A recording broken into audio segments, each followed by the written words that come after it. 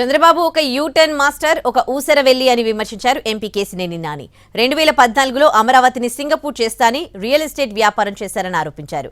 సుజనా చౌదరికి చంద్రబాబు గురువు అన్న కేశినేని చంద్రబాబుకి సుజనా చౌదరికి రాజకీయం అంటే వ్యాపారం అని విమర్శించారు.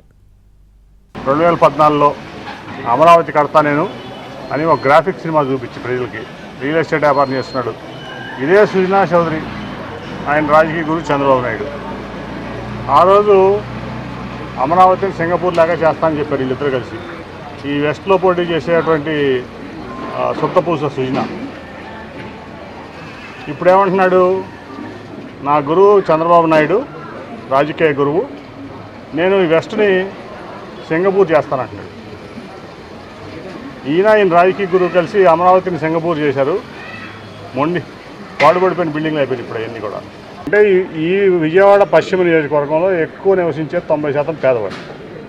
అంటే వీళ్ళందరినీ కూడా ఇక్కడి నుంచి తరివేసి ఆయన పెద్ద పెద్ద అపార్ట్మెంట్లు కట్టి ఇక్కడ రియల్ ఎస్టేట్ వ్యాపారం చేయడానికి ఆయన రాజకీయ గురువు చంద్రబాబు నాయుడు డిసైడ్ అయి ఉన్నారు. అందుకే సింగపూర్ చేస్తా అని పేద ప్రజల్ని మోసం